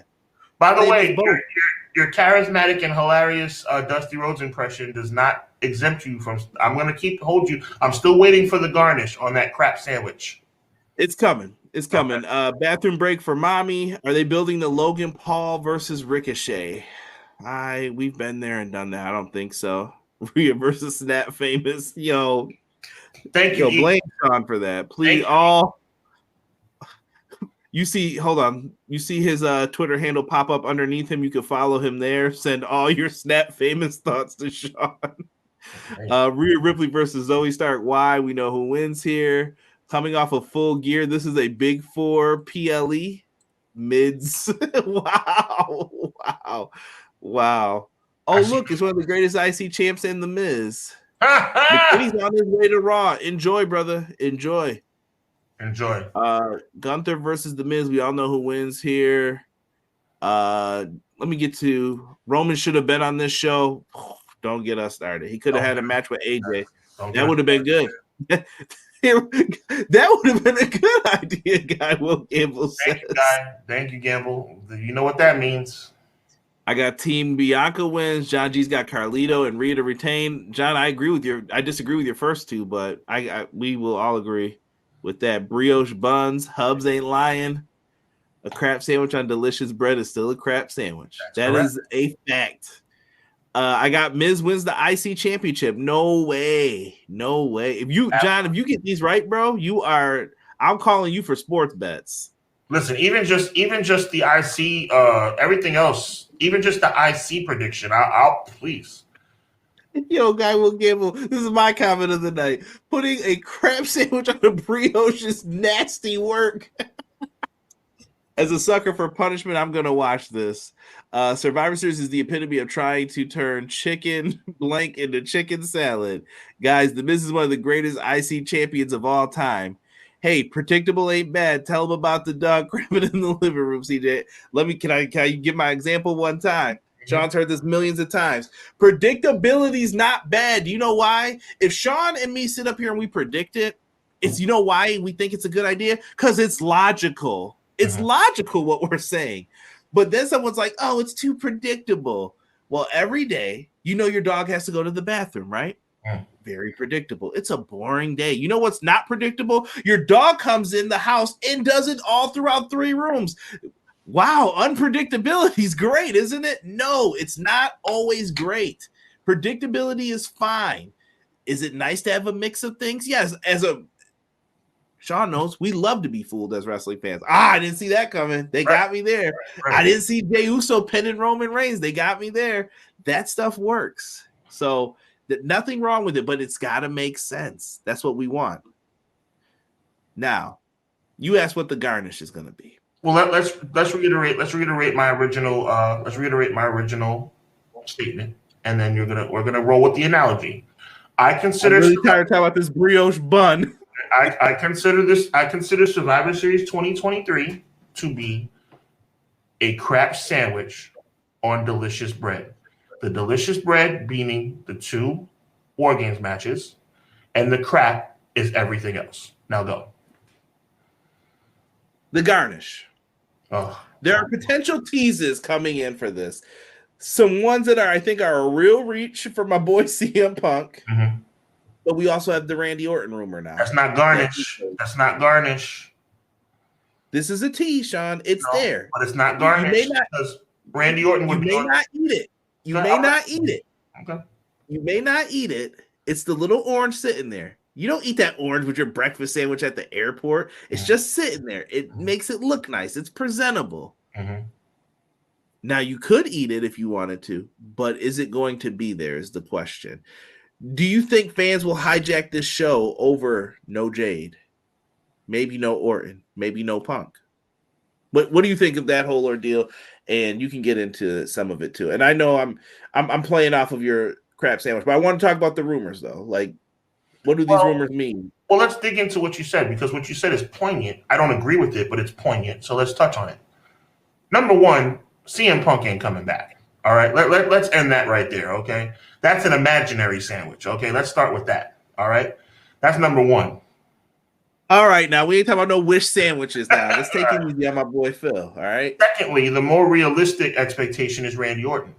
But Randy Orton would be involved in War Games, so that still counts towards the delicious bread analogy. There's nothing else. There's nothing else. And they've already eliminated the possibility of Jade Cargill. And even if Jade Cargill was part of it, Jade Cargill will be part of the bread too, because Jade Cargill will be involved in the War Games match. So it all comes back to the original point. We need something in the middle. We're talking about apple butter. We're talking about 2, I'd say 7 out of 10, 8 out of 10 quality matches that could be bumped up to a 9 if Randy Orton comes back. That we bumped up to an 11 if CM Punk comes back. Very cool point, M. Leezy. Read that out. M. Leezy says it's cool that in this year's War Games matches we have a Flair and a Rhodes in each. That is very true and very cool. I agree with you. At the end of the day, though, huh? No, I was gonna say, is Cody coming out with his face painted? That would be super dope. At the end of the day, though, and I mean this in all seriousness, I kind of have a way with words. I have fun with the crap sandwich thing. Was kind of like impromptu, but it really is, though, bro. We're talking about, in my opinion, the War Games match between the ladies is going to be cool. Number one, it's a War Games match. Number two, damage control brings a funny element, cool element. You know, Bianca and Charlotte are still, it is what it is, right? And then you have the men on the other side. You have all non-consequential matches in the middle, Conrad. All of them. There is not one match other than the War Games matches that are even beyond Raw or SmackDown quality. Tell me I'm wrong. Anybody in the chat, tell me I'm wrong. Tell me anything to anybody in the chat. Tell me I'm wrong. Run down. Please do me a favor, Conrad, and let's run down the card real fast. Okay. Real fast. Just run right through it. Bread next. Crap next. Dookie. Crap next. Crap next. Bread. That's the truth. It's the truth. And it's pathetic. It's a pathetic It's a pathetic effort, Conrad. It's a pathetic effort. This is really, forget the whole funniness that sounds like, oh, it's a crap sandwich on delicious bread. It's two pretty good matches surrounding three crappy this is terrible, Conrad. This is the freaking Survivor Series, Conrad. This is the freaking Survivor Series. The Miz versus Gunther? Zoe Stark versus Rhea Ripley? Carlito versus Escobar at the Survivor Series? I'm more astonished by who's left out. And let's talk about that. Right there, look at it. No LA Knight. No Kevin Owens. This is outrageous. This is outrageous. I can't even. Bruh. This is embarrassing, bro. This is embarrassing. I don't understand what we're doing here. Oh, man, I mean, good Lord. LA Knight went from competing for the world championship to this. Like, he might not be on the technically show. Not even on the show right now. Kevin Owens, even if he's not on the show, what happened? Where are we going with this? Let's go into the chat because people are responding to you. Let's go. Guy Will Gamble had me cracking up. He said they put the garnish in the bread. Watch Punk pull an Enzo and appear revealing himself sitting front row. I don't think Punk's going to the show unless he's getting paid, bro. 100%. Well, may I don't know. He might. He's done some crazier things lately. The CM Punk Chicago returns are so played out. Dude has a Payback 2013 Rampage Collision Chicago return. Vinny is saying, I've had enough. Listen, I feel for CM Punk fans though a little bit. He's been forced out. I just want to see my dude perform. Like, I don't care where. Somebody let this dude perform. It sucks that New Japan would have to ask Tony Khan's permission if they're going to have to. Whose permission? Getting CM Punk. You know what they work together though. I get it. Like, you don't want to ruin the relationship. Are you cool if we bring him in? Hey, by the way, we need him for Forbidden Door because he brought in so much money. Are you cool with him appearing? Right. Yeah, I'd love to be backstage with Tony again. Right. Like, you can't have that. I get it. Right. No Punk, no Jade. Conrad, who wins? Eagles or Chiefs? I took Chiefs by 3. Sean, you got a prediction? I'm going Chiefs by in overtime actually. Ooh. Deanna said you're not wrong, Sean. John G says you're not wrong. Vinny says you're not wrong. Guy Will Gamble said this is literally a sandwich. You could judge. You can't judge. Maybe you can judge until it happens. I mean, this is about the build at this point. But I'm trying to figure out what he's talking about, though. I don't know if he means can or can't, but I think he's talking about the show, maybe. Okay. Roman wants nothing to do with these cards. Well, I mean, can you blame him? Right. Last year's Survivor Series was about the War Games. Yeah, they got to debut it. Too, yeah. As usual, Sean Hubbard is 100% right. That lets you know how little value Survivor Series as a Big Four. You're willingly letting your biggest star of the company miss it. It's crazy. I agree. Wow. This is a 2-match show. The rest belong on Superstars. I like that. E said Punk should yoke up Grayson Waller. Someone's gonna yoke him up. I want to. First of all, M. Leezy, amazing comment. Vinny, amazing comment. Quills, thank you, everybody. But look, Easy E's comment though. If we do have an interview segment, that would raise an eyebrow. Like if we all of a sudden get a Grayson Waller effect, or Nakamura. Right. That could mean, maybe something special is going to happen. That's true. This Knight's got to appear on camera too. You got to see if he's gonna. You're in Chicago. Yeah, I have full faith that they're going to put him on screen. I hope so. TK still mad wrestlers like Ospreay. New Japan should sign CM Punk for real if they can get him. WWE will bring Mercedes Moné back. Well, I don't think they could try to. I don't know if she'll go. I don't think she'd want to go if she had any sense. I think she would want to be the highest paid women's wrestler of all time for her to go back. And I think Tony Khan can make that happen. I mean WWE. Like she'll be like, no, I better be the highest paid women's wrestler you've ever had in this company. No, but I don't think she would ever make that decision. Yeah. Roman Reigns on the phone like, right, yo, you seen this card? That's crazy. When you coming back? Wow. Wow. Cue the music. Someone else come out instead of Punk. Wow. Don't do that. Don't do that. Honestly, if CM Punk doesn't show up, I think they're petty little things that they've been pulling. I would hope they would backfire. Because as a CM Punk fan, I'm not cool with that. Mm-hmm. But I don't think that's cute for them to keep doing that. And they have been. Like when they did it in Chicago that one time. Do you remember when they teased it and Paul Heyman came out? I was like, that's not funny, bro. I certainly do. My boy got kicked out, and the Young Bucks are taking time off right now, and they're all joking about it. It's real funny. Anywho, WWE Survivor Series is looking like it should be on WWF Wrestling Channel. Eagles gonna win tonight. No Taylor Swift in the crowd, Doug says. Mercedes Moné back to WWE? Heck no. CM Punk has a better chance showing up in TNA. Conrad is the music for when the crowd comes. LOL. Aw. It would hurt, man. It would hurt. Just waiting till Rumble at this point. Some people said that would be the better place for him to return, would be the Rumble, but Rumble is always the quintessential place to have a return, right?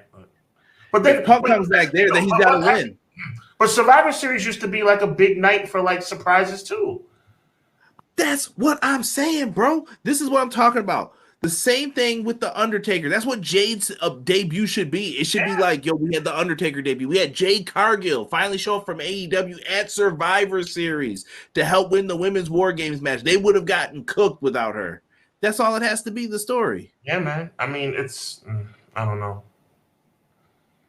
Living Color would not let WWE or anyone else use the song unless it was Punk. Yeah, they got lucky on that deal last time. Now, nah, they ain't letting you do that.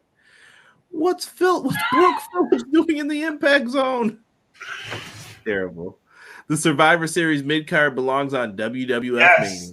Where's Todd Pettengill at? Please. Stickly Todd Pettengill over here. It's gonna be interesting. So let's run down this last thing then for the tiebreakers for predictions. So does Jade show up in your mind? Any way, shape, form, interview segment, something. Does Jade Cargill appear? WWE's stupid, so she'll show up backstage for a pointless segment, yes. Randy Orton, does he make his big return here? They say they need a fifth member. We'll probably find out tonight in 5 minutes when Raw starts. Because it looks, I'm guessing Drew goes in with Judgment Day. He'll be their fifth guy. And who does Team Cody and them pick up? We didn't talk about this too much. You know what? I'm gonna say something real crazy right now. I'll say 80% yes, but I want to dive a little bit, excuse me, into what BJ said. Cody being back there negotiating with Nick Aldis, LA Knight, and by the way, oh my God, something just dawned on me. Chat, fill me on this. Conrad, fill me on this. Do you remember when Daniel Bryan came back from injury and everybody wanted him to be in the Rumble, and because he wasn't, innocent Rey Mysterio got booed out of the building? Mm-hmm. What happens now? What happens if LA Knight is the fifth man? People are going to be disappointed it's not Randy Orton. What does that do to LA Knight? I don't think he would get booed out of the building, but man, what a dark cloud over him. But I'll say that I hope that Randy Orton comes back. I hope that at least on this C- card that we can at least bump it up to a C with Randy Orton returning. What about, so you're saying no Punk? I'm saying absolutely no Punk. I'd say I'd be baffled if CM Punk showed up in Chicago. Yes. Okay. Guy Will Gamble said the whole show is going to be on the pre-show. I'm so ready for this Randy return. Yeah. Imagine Randy Orton coming back and screws over Cody. Yeah. I don't have a problem with that. Randy Orton's better. Yeah, I don't either. Yeah. Yeah. I think. Let me throw something out there, Conrad, my brother. In what world? We just ran down the card, right? and we've been running down WWE for the last year that we've been doing this show. And this is for the chat and all of our loyal, wonderful listeners and viewers. What about WWE 2023 would give you an indication that CM Punk would show up at Survivor Series? What moment after The Rock coming back at WrestleMania 38, after The Rock coming back at WrestleMania 39, after CM Punk and Undertaker having a real match at WrestleMania? By the way, I'm being very facetious here because none of these things ever happened. What about all these moments in time where we begged WWE to give us a moment that reminds us of why we fell in love with WWE from the beginning? What about the last few years would give you the indication that finally, they would do something right and bring back CM Punk at the Survivor Series? It's for that reason, Conrad, my brother from another mother, it is for that reason that there's no way that I'm going to believe that WWE would bring back CM Punk, because it would completely go against everything I have known WWE to be over the past decade. And you tell me if I'm wrong about that. No, you're not, because they have let us down tremendous amounts of time. But I do want the fan base to hold them accountable. I know that right now WWE's hot, but if there's no CM Punk, why did you tease it so much? Mm-hmm. Why did Seth Rollins show up? I like Pepsi. Why are you having people do the GTS out of nowhere? Mm-hmm. Why is USA teasing it? If that doesn't happen, I will be baffled at what this is supposed to be.